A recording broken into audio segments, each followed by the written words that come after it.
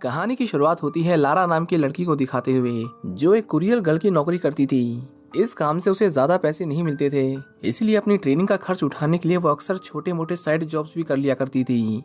एक दिन उसका ट्रेनर उसके पास आया और उसे बताया कि उसके पिछले कुछ महीनों की फीस पेंडिंग है। अगर उसने जल्दी पैसे नहीं दिए तो उसे ट्रेनिंग छोड़नी पड़ेगी। ये जानकर लारा थोड़ी परेशान हो गई और सोचने लगी कि इतने जल्दी उतने सारे पैसे कहाँ से लाएगी। मदद के लिए लारा अपने कुछ दोस्तों के पास गई, जहां उसे पता चला कि कल एक रेस होने वाली है जिसमें जीतने वाले को अच्छा खासा इनाम मिलेगा। इस रेस को वो फॉक्स हंट कहते थे, जिसमें एक बाइकर को अपने पीछे पेंट का डब्बा लेकर भागना होता था और बाकी लोग उसका पीछा करते थे। गेम का रूल ये था कि उस पेंट के पूरा गिरने से पहले अगर वो पकड़ी गई तो वो ये रेस हार जाएगी और उसे कुछ नहीं मिलेगा, पर अगर वो जीत गई तो उसे ढेर सारे पैसे मिलेंगे। लारा को पूरा यकीन था कि वो इस रेस को जीत सकती है, इसलिए वो उन्हें इस रेस में पार्टिसिपेट करने को कहती है। पर ये सुनते ही सभी उस पर हंसने लगे, क्योंकि इस रेस को जीतना हर किसी के बस की बात नहीं थी। हालांकि लारा को पैसों की बहुत जरूरत थी, इसलिए वो सबकी बातों को नजरअंदाज करते हुए इस रेस में हिस्सा लेने की ठान लेती है। अगले दिन रेस शुरू हुई। लारा की साइकिल के पीछे पेंट का डब्बा टांगा गया, जिसमें से लगातार पेंट गिर रहा था। उसके कुछ दूर जाते ही ढेर सारे बाइकर्स का ग्रुप उसका पीछा करने लगा। लारा खुद को उनसे बचाते हुए भागने की कोशिश करती है, लेकिन पेंट के निशानों का पीछा कर वो लोग उसे बड़ी आसानी से ढूंढ ले रहे थे। पकड़े जाने से बचने के लिए लारा चीटिंग करती है और एक ट्रक पर चढ़ जाती है, जिससे पेंट के निशान गायब हो गए और सब कंफ्यूज हो गए कि अब उसका किस डायरेक्शन में पीछा करें। उधर लारा कुछ दूर जाने के बाद ट्रक से उतर जाती है, लेकिन जल्दी वो लोग फिर से उसके पीछे बढ़ जाते हैं। उनसे बचते वक्त रास्ते में लारा की नजर एक आदमी पर पड़ी, जिससे उसका ध्यान भटक गया और वो उसे इतनी गौर से देखने लगी कि उसका ध्यान रास्ते पर नहीं रहा, जिसकी वजह से उसका बहुत बुरा एक्सीडेंट हो गया। पुलिस को आता देख सारे बाइकर्स वहाँ से भाग खड़े हुए, लेकिन लारा को अरेस्ट कर लिया गया। इसके बाद हम उसे पुलिस स्टेशन में देखते हैं, जहाँ एना नाम की लेडी उसे मिलने आती है। उसने लारा की जमानत करवाई और उसके पास जाकर बैठ गई। पता चलता है कि लारा कोई आम लड़की नहीं है, वो एक फेमस बिजनेसमैन रिचर्ड क्रॉफ्ट की बेटी थी, जिनका अरबों का एम्पायर था। लेकिन लारा ने जानबूझकर वो सब पीछे छोड़ दिया था और कई सालों से आम जिंदगी जी रही थी। एना उसे समझाती है कि आखिर कब तक इसी तरह जीती रहोगी। तुम्हारे पास इतनी पावर है कि तुम इस पूरे पुलिस डिपार्टमेंट को अपनी उंगलियों पर नचा सकती हो, लेकिन उसके लिए तुम्हें सबको बताना होगा कि तुम रिचर्ड की बेटी हो। पता चलता है कि 7 साल पहले लारा के पिता रिचर्ड जापान गए थे, जिसके बाद वो कहीं गायब हो गए और दोबारा कभी नहीं मिले। इन 7 सालों में उन्हें ढूंढने के लिए दुनिया के सबसे बेहतरीन इन्वेस्टिगेटर्स को हायर किया गया, लेकिन कोई भी रिचर्ड का पता नहीं लगा पाया। एना उसे कहती है कि अगर उसने प्रॉपर्टी के पेपर्स पर साइन नहीं किए तो उसके पिता की पूरी संपत्ति और उनकी सालों की मेहनत को कंपनी के इन्वेस्टर्स बेच देंगे, जिसके बाद तुम चाह कर भी उन पैसों को लेने से मना नहीं कर सकती, लेकिन तुम अपने डैड की चीजों को हमेशा के लिए खो दोगी। लारा सालों से इस दिन से बचती आई थी, लेकिन उसे एहसास हो चुका था कि किसी की यादें पैसों से ज्यादा कीमती होती हैं, इसलिए वो तय करती है कि वो पेपर्स पर साइन करेगी ताकि उसके डैड की कोई भी चीज नीलाम ना हो। अगले दिन लारा अपनी डैड की कंपनी में जाती है, लेकिन अंदर घुसते ही एक रिसेप्शनिस्ट ने उसे कुरियर गर्ल समझकर बाहर ही खड़े रहने को कहा। लारा को गरीबों की जिंदगी जीने की आदत हो गई थी, इसलिए वो पीछे हट जाती है, लेकिन फिर उसे याद आया कि वो तो इस कंपनी की मालकिन है। जिसके बाद वो उस आदमी के पास आई और उसे बताया कि वो लारा क्रॉफ्ट है। उसका पूरा नाम सुनते ही रिसेप्शनिस्ट हक्का बक्का रह गया और तुरंत खड़ा होकर माफी मांगने लगा। इसके बाद लारा को कंपनी के पेपर्स दिए जाते हैं, जिन पर उसे साइन करने थे। लारा जब उस पर साइन करने ही वाली थी, तभी उसका वकील अपने सूटकेस से एक लकड़ी का बॉक्स निकालता है। लारा उसे देखकर तुरंत पहचान गई कि उसके डैड का है। वकील लारा को बताता है कि मिस्टर रिचर्ड की वसीयत में लिखा हुआ है कि उनके मरने के बाद ये बॉक्स तुम्हें दिया जाए। लारा कहती है कि ये कोई बॉक्स नहीं है, बल्कि एक जापानीज पजल है। बचपन में उसके डैड ने उसे बताया था कि इसे कैसे सॉल्व करते हैं। लारा बस कुछ ही मिनटों में उसे खोल देती है। उसके अंदर उसे एक चाबी मिली और साथ में एक लेटर भी था, जिसमें एक छोटी सी पहेली लिखी हुई थी, जिसके जरिए रिचर्ड उसे कुछ बताना चाहता था। लारा ने जब थोड़ा दिमाग चलाया तो वो समझ गई कि उसके डैड किस ओर इशारा कर रहे थे। वो पेपर्स पर साइन नहीं करती और वहाँ से चली जाती है। इसके बाद वो दौड़कर अपने घर वापस गई और अपने पिता की खाली कब्र, जो सिर्फ उनके सम्मान के लिए बनाई गई थी, उसके आसपास किसी क्लू की तलाश करने लगी। जल्द ही उसे एक की होल मिला, जिसे बड़ी सावधानी से वहाँ छुपाया गया था। लारा ने जैसे ही चाबी घुमाई, अचानक से एक सीक्रेट डोर ओपन हो गया, जो सीधा बेसमेंट की ओर जाता था। वो जल्दी से अंदर गई और देखा कि वहाँ उसके डैड ने एक सीक्रेट रिसर्च रूम बना रखा था। लारा ने वहाँ की एक एक ड्रॉवर छान मारी, जिसमें उसे रिचर्ड के ढेर सारे पासपोर्ट मिले।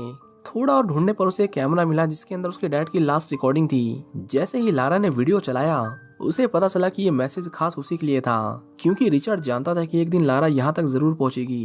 वीडियो में रिचर्ड कहता है कि अगर वो ये टेप देख रही है तो इसका मतलब कि अब वो इस दुनिया में नहीं है। वो लारा से रिक्वेस्ट करता है कि वो उसकी हिमिको प्रोजेक्ट से जुड़ी सारी फाइलें जला दें, क्योंकि ये जानकारी किसी भी गलत हाथों में नहीं जानी चाहिए। लारा ने जब हिमिको प्रोजेक्ट से जुड़ी अपने डैड की सारी रिसर्च पढ़ी तो उसे पता चला कि उसके डैड जापान की पहली क्वीन हिमिको की कब्र की तलाश कर रहे थे और उस तक सबसे पहले पहुंचना चाहते थे।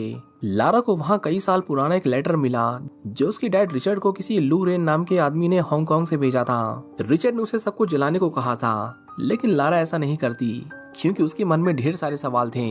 वो सोचने लगी कि अगर ये इतना ही जरूरी था तो उसके डैड ने खुद ही इसे नष्ट क्यों नहीं किया। अगर वो सब कुछ जला देती तो उसे इन सवालों के जवाब कभी नहीं मिलते। इसलिए वो फैसला करती है कि वो लू रेन के पास जाएगी, क्योंकि वही वो आखिरी आदमी था जिससे उसके डैड ने बात की थी। अगले दिन लारा एक पॉन शॉप पर गई और उन्हें अपना बेशकीमती पेंडेंट बेचकर इतने पैसे जोड़ लिए कि वो हांगकांग जा सके। इसके बाद सीन शिफ्ट होता है और हम लारा को हांगकांग में देखते हैं। लू रेन को ढूंढने के लिए उसके पास सिर्फ उसके शिप की फोटो थी। वो एक पोर्ट पर एक आदमी से लू रेन के बारे में पूछती है, लेकिन किसी को वहाँ इंग्लिश नहीं आती थी, जिसकी वजह से वो उसकी कही एक भी बात को समझ नहीं पाते। इसी बीच 3 लड़के लारा को घेर लेते हैं और उससे पूछते हैं कि वो किसे ढूंढ रही है। उनमें से एक उसकी मदद करने के बहाने उसके करीब आता है और मौका मिलते ही उसका बैग छीनकर भाग जाता है। लारा उनका पीछा करती है पर वो लोग बहुत तेज थे। वो एक बोट से दूसरी बोट पर कूदते हुए बहुत दूर चले जाते हैं, पर क्योंकि उस बैग में लारा की बहुत कीमती चीजें थीं, इसलिए वो उनका पीछा करना नहीं छोड़ती और एक दूसरे रास्ते से होते हुए उनमें से एक को पकड़ लेती है। लारा ने उसकी गर्दन जोर से दबोच ली, जिससे उसका दम घुटने लगा। ये देख बाकी लड़के घबरा जाते हैं और लारा को उसका बैग वापस कर देते हैं। लारा अपना बैग मिलते ही उसे छोड़ देती है, लेकिन तभी उस लड़के ने उसे मारने के लिए अपना चाकू निकाल लिया। कोई दूसरा रास्ता ना पाकर लारा अपनी जान बचाने के लिए वहाँ से भागने लगी, पर वो लोग उसका पीछा छोड़ ही नहीं रहे थे। लारा केबल की मदद से दूसरी ओर कूद जाती है और तभी उसकी नजर उस शिप पर गई जिसे वो कब से ढूंढ रही थी। वो बिना देर किए उस जहाज की ओर दौड़ी और चिल्ला चिल्ला कर लू रेन से मदद मांगने लगी, पर कई बार दरवाजा पीटने के बाद भी कोई बाहर नहीं आता। कोई उम्मीद ना पाकर जब लारा उन चोरों से 2-2 हाथ करने को तैयार हो ही रही थी, तभी एक आदमी नशे में धुत शिप से बाहर निकला और उन सबको फौरन उसकी शिप से उतरने को कहा। वो लड़के तो उससे डरकर भाग गए, लेकिन लारा उससे बात करना चाहती थी, इसलिए वो कहीं नहीं जाती। उस आदमी ने इतनी शराब पी रखी थी कि वो जल्दी लुढ़क कर नीचे गिर गया और बेहोश हो गया। लारा उस पर पानी डालकर उसे होश में लाती है और उससे पूछती है कि उसके डैड रिचर्ड क्रॉफ्ट कहाँ हैं। उस आदमी ने बताया कि मैं वो लू रेन नहीं हूँ जिसने तुम्हारे डैड को ये लेटर लिखा था। ये लेटर मेरे डैड का है, मेरा नाम उन्हीं के नाम पर पड़ा है। लू रेन के पिता ने कई लोगों से पैसे उधार लिए थे। उसे लगा कि ये लड़की भी उन्हीं लोगों में से एक है। जब लारा ने पूछा कि उसके डैड कहाँ हैं, तो लू रेन ने कहा कि उसे कुछ नहीं पता, बस इतना याद है कि एक दिन वो बोट लेकर गए थे और फिर कभी लौटकर नहीं आए। लारा ने जब सवाल किया कि क्या ये 7 साल पुरानी बात है, तब लू रेन का पूरा नशा एक झटके में उतर गया, क्योंकि अब तक सिर्फ वही जानता था कि उसके डैड कब गायब हुए थे। लारा कहती है कि मैं जानती हूँ कि वो कहाँ गए हैं। हम दोनों के डैड एक सीक्रेट आइलैंड की तलाश कर रहे थे। हम वहाँ जाएंगे और पता लगाएंगे उनके साथ क्या हुआ था। लू कहता है तुम्हें तुम्हारा एडवेंचर मुबारक हो। जापान में 6000 से भी ज्यादा आइलैंड है जहाँ कोई इंसान नहीं रहता। तुम उन्हें कहाँ कहाँ ढूंढोगी। इसके बाद लारा अपने बैग से एक मैप निकालती है जो लू रेन के डैड ने बनाया था। उस पर कुछ निशान बने थे जिन्हें लारा समझ नहीं पा रही थी, लेकिन लू उन्हें देखते ही समझ जाता है कि ये उस आइलैंड के एग्जैक्ट कोऑर्डिनेट्स हैं जो सीधा डेविल सी के बीचों बीच जाकर खत्म हो रहे थे। लारा उसे साथ चलने को कहती है, पर लू को अब अपने डैड को ढूंढने में कोई दिलचस्पी नहीं थी। ऊपर से उस जगह पर जाना मौत को दावत देने जैसा था। वहाँ बिखरे ताश के पत्तों को देखकर लारा समझ जाती है कि पिछली रात लू ने बहुत सारे पैसे गंवाए हैं और उसी गम को भुलाने के लिए वो शराब का सहारा ले रहा था। वो लू को साथ चलने के लिए ढेर सारे पैसे ऑफर करती है ताकि वो अपना उधार चुका सके।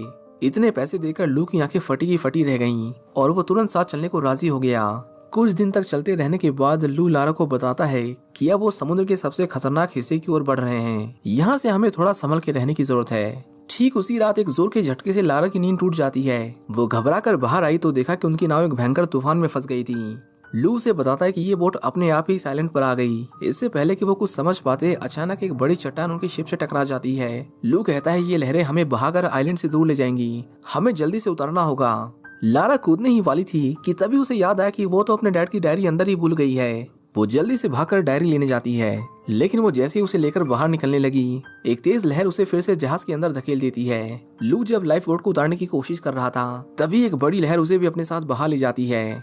लारा किसी तरह लोहे के नुकीले टुकड़ों से बचते हुए शिप से कूद जाती है।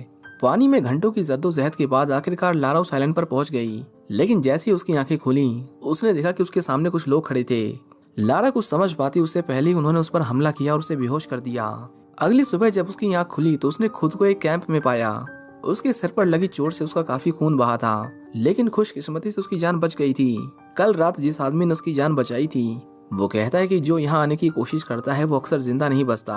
यहाँ तक पहुँचना नामुमकिन है और यहाँ से बाहर निकलना तो उससे भी ज्यादा मुश्किल।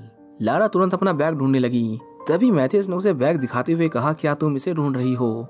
बैग के अंदर उसे एक डायरी मिली जिसमें हिमिको की कब्र के बारे में ढेर सारी बातें लिखी थी। वो कहता है कि तुम मेरे लिए वो लेकर आई जिसकी मुझे सालों से तलाश थी। रिचर्ड को असली रास्ता पता था, लेकिन फिर भी इतने सालों से हम गलत जगह खुदाई करते रहे। उसके मुंह से अपने डैड का नाम सुनते ही लारा पूछती कि क्या तुम उन्हें जानते थे? वो अभी कहाँ पर हैं? मैथियस बोला, रिचर्ड की वजह से ही मैं पिछले 7 सालों से इस आइलैंड पर फंसा हुआ हूँ। उसे बस हमारे साथ कोऑपरेट करना था, लेकिन उसने ऐसा नहीं किया। उसे लगा कि वो ऐसा करके दुनिया बचा रहा है, इसलिए मैंने उसे मार दिया। लारा को जब पता चला कि उसके डैड को इन लोगों ने मार दिया तो वो पूरी तरह टूट गई। वो मैथियस की जान लेना चाहती थी, पर जैसे ही उसने बाहर झांका तो पाया कि मैथियस यहाँ अकेला नहीं था। उन्होंने इस आइलैंड पर ढेर सारे लोगों को गुलाम बना रखा था, जिनसे वो दिन रात काम करवा के हिमिको की कब्र तक पहुंचने की कोशिश कर रहे थे। लारा वहाँ लू को भी देखती है जो किसी तरह बच गया था, पर अब वो उनकी गिरफ्त में है। मैथियस तुरंत सबको काम रोककर कैंप को शिफ्ट करने के ऑर्डर्स देता है, जिसके बाद सभी उस ओर जाने लगते हैं जहां रिचर्ड ने अपनी डायरी में मार किया था। रास्ते में लू लारा के पास आ जाता है और उससे पूछता है कि तुम्हें अपने डैड के बारे में कुछ पता चला? लेकिन जब लारा ने उसे बताया कि इन लोगों ने उन्हें मार दिया तो उसे लारा के लिए बहुत बुरा लगा। लू ने यहाँ काम करने वाले मजदूरों से बात की थी, जिनसे उसे पता चला कि उसके डैड को मारने वाला भी मैथियस ही था। उस डायरी में बनाए गए मैप का पीछा करते करते मैथियस 2 चट्टानों के पास आया, जिनका आकार बिल्कुल उस डायरी में बने आकार से मेल खाता था। वो समझ गया कि असली एंट्रेंस यही है, जिसके बाद वो मजदूरों को दोबारा काम पर लगा देते हैं। लू एक आदमी को देखता है जिसकी तबीयत बहुत ज्यादा खराब हो गई थी, लेकिन गार्ड्स फिर भी उसे काम करने के लिए फोर्स करते हैं। लू ने उन्हें समझाने की कोशिश की कि वो बीमार है और काम करने की हालत में नहीं है, लेकिन तभी मैथियस वहाँ आया और बिना किसी हिचकिचाहट के उस मजदूर को गोली मार दी। लू समझ गया था कि यहाँ से कोई जिंदा वापस नहीं जाने वाला, इसलिए वो लारा को यहाँ से निकालना चाहता था। मौका पाते उसने गार्ड पर हमला कर दिया और लारा को वहाँ से भागने को कहा। गार्ड्स लारा का पीछा करते हैं और उस पर गोलियों की बारिश कर देते हैं, लेकिन वो किसी तरह हर गोली से बचते हुए वहाँ से भाग गई।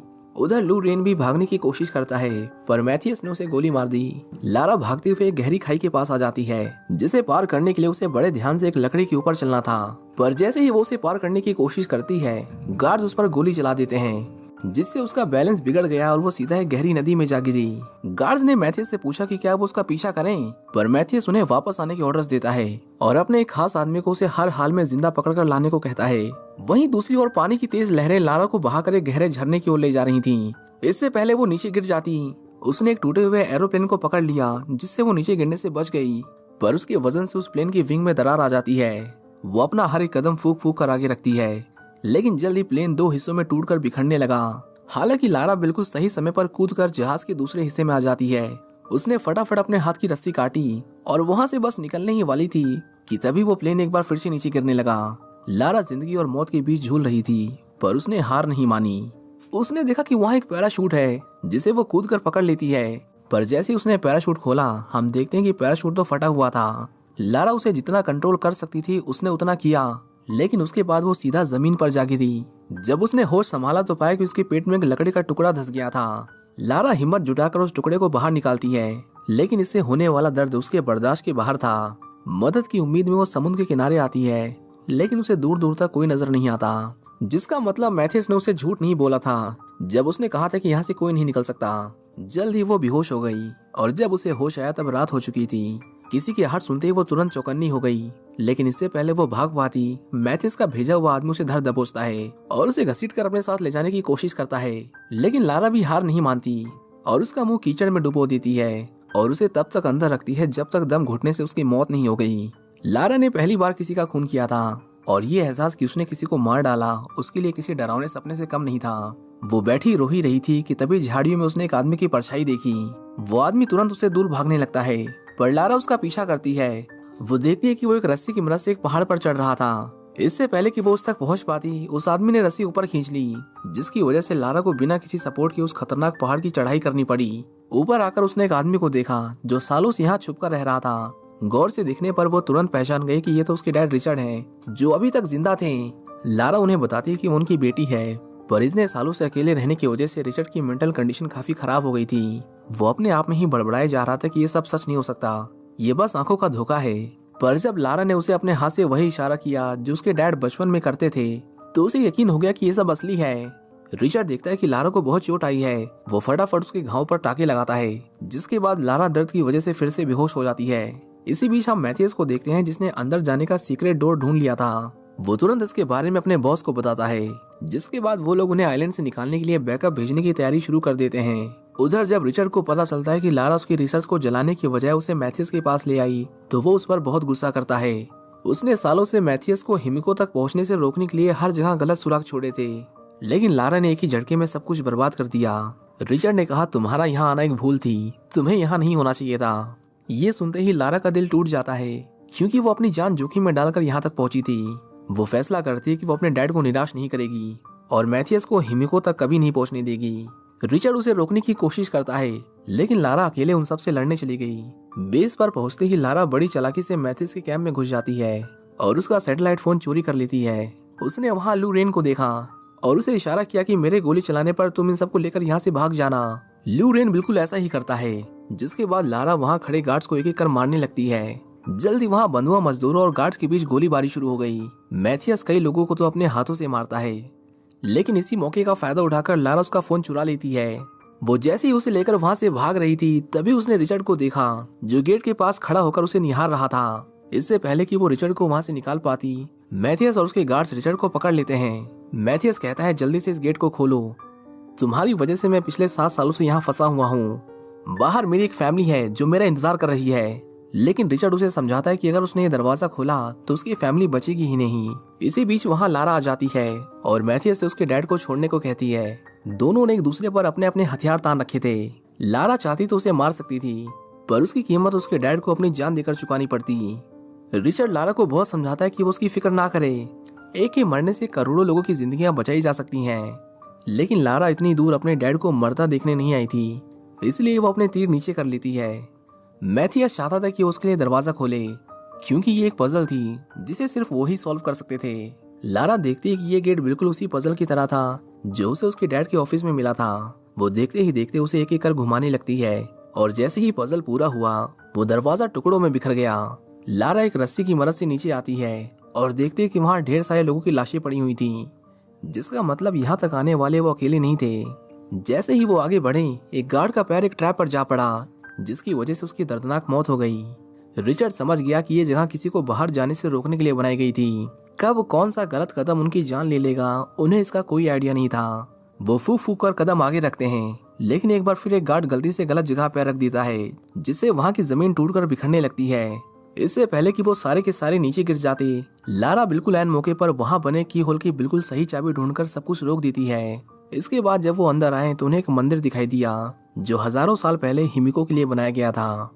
आगे चलकर वो ढेर सारी लाशें देखते हैं, जिन्हें कतार में लगाया गया था। रिचर्ड बताता है कि ये सब हिमिको की आर्मी और उसकी नौकरानियां थीं, जिन्होंने हिमिको के लिए खुद को सेक्रीफाइस कर दिया। थोड़ा और अंदर आने पर आखिरकार मैथियस को वो मिल ही गया, जिसकी उसे सालों से तलाश थी। हम यहाँ हिमिको की कब्र देखते हैं, जो पिछले हजारों सालों से वहाँ वैसी की वैसी पड़ी हुई थी। रिचर्ड कहता है, अभी भी देर नहीं हुई है, तुम अपना मन बदल सकते हो। पर मैथियस अपने सालों की मेहनत को बर्बाद नहीं जाने देना चाहता था। वैसे भी उसके ऊपर के लोग, यानी कि ट्रिनिटी, उसे हिमिको की कब्र लिए बिना वहां से जाने नहीं देते। उसके कहने पर गार्ड्स हिमिको की कब्र को खोल देते हैं और हम देखते हैं कि हिमिको की लाश अभी भी वैसी की वैसी थी। हालांकि हजारों साल बाद हवा के कांटेक्ट में आते ही वो बहुत तेजी से सड़ने लगती है। मैथियस कहता है, देखा, ये बस एक लाश है, अब चलो इसे उठाकर अपने साथ ले चलो। इसी बीच लारा नोटिस करती है कि कुछ तो गड़बड़ है। उसने जब अपने आसपास बनी पेंटिंग्स पर गौर किया तो पाया कि उनमें से किसी भी पेंटिंग में हिमिको को मॉन्स्टर की तरह नहीं दिखाया गया था और उसे यहाँ कोई जबरदस्ती नहीं लाया, बल्कि वो खुद अपनी मर्जी से यहाँ आई थी। इसका मतलब हिमिको भी एक आम इंसान थी। गार्ड्स जैसे उसे छूने वाले थे, अचानक हिमिको की बॉडी उठ खड़ी होती है, जिसे देखकर सब डर जाते हैं। पर मैथियस देखता है कि वो कोई भूत वूत नहीं थी, ये सब बस साइंस का कमाल था। इसी दौरान एक गार्ड नोटिस करता है कि उसका हाथ काला पड़ने लगा था। इससे पहले वो कुछ समझ पाता, ये वायरस जैसी चीज उसकी पूरी बॉडी में फैल गई। जैसे ही वो वायरस उस आदमी के दिमाग तक पहुंचा, वो अग्रेसिव होकर हमला करने लगा, जिसके बाद मैथियस ने उसे गोली मार दी। लारा समझ गई थी कि ये किसी तरह की बीमारी है जो हिमिको के छूने से फैलती थी, लेकिन हिमिको खुद इस बीमारी से इम्यून थी, इसलिए उसने खुद को यहाँ बंद कर लिया ताकि और किसी मासूम की इस बीमारी से मौत ना हो। मैथियस कहता है, तो ये चाहिए ट्रिनिटी को। रिचर्ड उसे हिमिको को बाहर की दुनिया में ले जाने से मना करता है, लेकिन मैथियस ने उसकी एक नहीं सुनी और हिमिको की पूरी बॉडी ले जाने की जगह उसने उसकी एक उंगली काट ली और उसे बड़े ध्यान से एक प्लास्टिक बैग में सील कर दिया। लारा जानती थी कि अगर वो इसे बाहर ले गया तो इस वायरस का इस्तेमाल कर वो लोग पूरी दुनिया में एक जेनोसाइड की शुरुआत कर देंगे। इसलिए वो उन गार्ड्स पर हमला कर उन्हें रोकने की कोशिश करती है। एक गार्ड लारा को मारने के लिए उसका पीछा करता है। वहीं दूसरी ओर रिचर्ड और मैथियस एक दूसरे पर गोलियां चला रहे थे। जल्दी मैथियस की बुलेट्स खत्म हो जाती हैं, पर तभी उनमें से एक इन्फेक्टेड गार्ड उठा और उसने रिचर्ड पर हमला कर दिया। रिचर्ड ने उसे गोली मार दी, पर बदकिस्मती से वो भी अब इन्फेक्ट हो गया था। उधर लारा उस गार्ड को चकमा देकर उसे मार डालती है, लेकिन जब वो वापस आई तो उसने देखा कि मैथियस वहां से भाग चुका था। जब उसे पता चला कि उसके डैड भी इन्फेक्ट हो चुके हैं तो वो पूरी तरह टूट गई।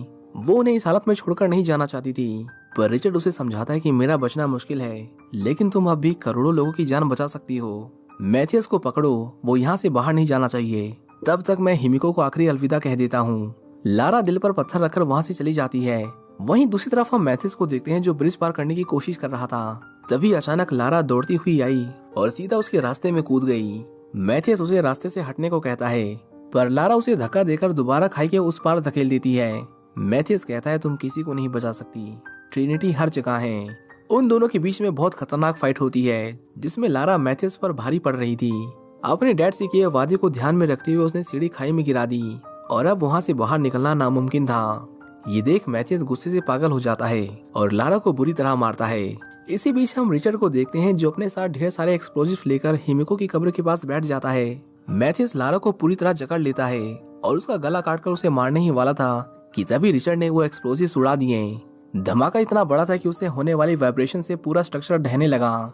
लारा तुरंत इस मौके का फायदा उठाते हुए मैथियस पर हमला कर देती है। अपने आखिरी वार में उसने मैथियस के मुंह में हिमिको की उंगली का वो कटा हुआ हिस्सा डाल दिया, जिससे वायरस तेजी से मैथियस की बॉडी को जकड़ने लगा। जल्द ही वो बीमारी उसकी पूरी बॉडी को डिस्ट्रॉय कर देती है और मैथियस सीधा उस गहरी खाई में गिर जाता है। देखते ही देखते पूरा मंदिर खंडहर में तब्दील हो रहा था। इससे पहले कि लारा दूसरी ओर ही फंसी रह जाती, वो दौड़कर एक लंबी छलांग लगाती है और दूसरी ओर आ जाती है। वहीं लूरेन जब देखता है कि वो जगह पूरी डिस्ट्रॉय हो रही है तो वो दौड़कर लारा की मदद करने जाता है। लारा जो अभी भी नीचे फंसी हुई थी वो रस्सी पकड़कर ऊपर आने की कोशिश करती है, पर तभी वो पूरी चट्टान ढह गई और वो नीचे ही दबी रह गई। लूरेन उसे आवाज लगाता है पर उसे सामने से कोई जवाब नहीं आता। उसने उम्मीद खो ही दी थी कि तभी अचानक उसने रस्सी को हिलते हुए देखा। उसने जब पत्थर उठाया तो वहाँ उसे लारा मिली, जो बिल्कुल सही समय पर वहाँ से बाहर निकलकर बच गई थी। अचानक उन्हें हेलीकॉप्टर की आवाज सुनाई दी। हम देखते हैं कि ट्रिनिटी के लोग मैथियस से कांटेक्ट करने की कोशिश कर रहे थे। उन्हें आइडिया भी नहीं था कि वो मर चुका है। तभी उनमें से एक लारा और उन सभी बंधुआ मजदूरों को देखता है जो उन पर बंदूक ताने खड़े हुए थे। उन्होंने हेलीकॉप्टर पर कब्जा कर लिया और उस आइलैंड से बाहर निकल गए। वापस लौटने के बाद लारा अपनी कंपनी के पेपर्स पर साइन करके उन्हें गलत हाथों में जाने से रोक लेती है। एना उसके वापस आने से बहुत खुश थी, क्योंकि अब उसकी गार्जियन होने के नाते कंपनी की ज्यादातर पावर्स उसके हाथ में थी। इसी बीच वकील लारा को उन सभी कंपनियों की लिस्ट दिखाता है जो उनकी कंपनी के अंडर आती थी। लारा लिस्ट देख ही रही थी कि तभी अचानक एक नाम ने उसका ध्यान खींचा। उस लिस्ट में उसे पैटर्न लिमिटेड नाम की एक कंपनी मिली। ये वही कंपनी थी जिसके बनाए हथियार उसने मैथियस और उसके गार्ड्स के हाथों में देखे थे। वो भागकर अपने डैड की लैब में आई और पाया कि मैथियस झूठ नहीं बोल रहा था। ट्रिनिटी सच में हर जगह है। ये इतने पावरफुल थे कि वो उसकी डैड की कंपनी में भी घुस गए थे और वहीं से वो अपने सारे ऑपरेशंस को अंजाम दे रहे थे। रिचर्ड उन्हीं को रोकने की कोशिश कर रहा था, इसलिए उन्होंने उसे भी मारने की कोशिश की। लारा को एना की फोटो मिली जिसे किसी ने चुपके से खींचा था। इसका मतलब एना भी ट्रिनिटी के साथ मिली हुई है। लारा समझ जाती है कि ये ऑर्गेनाइजेशन हिमिको जैसी और भी कई सुपरनैचुरल चीजों के पीछे पड़ा हुआ है ताकि वो इस पूरी दुनिया पर राज कर सके, और अब ये उसकी जिम्मेदारी है कि वो ऐसा होने से रोके जैसा कि उसके डैड ने किया था। इसके बाद लारा उस पॉन शॉप पर दोबारा गई और इस बार उन्हें ढेर सारे पैसे देकर उनसे अपना पेंडेंट वापस ले लिया। इसी के साथ वो यहाँ पर कुछ गन्स भी खरीदती है और ये मूवी यहीं पर खत्म हो जाती है। उम्मीद करता हूँ कि आपको ये मूवी पसंद आई होगी। ऐसी ही और वीडियोस के लिए चैनल को सब्सक्राइब करें। मिलते हैं आपसे किसी दूसरी वीडियो में। Thank you for watching. See you in the next one.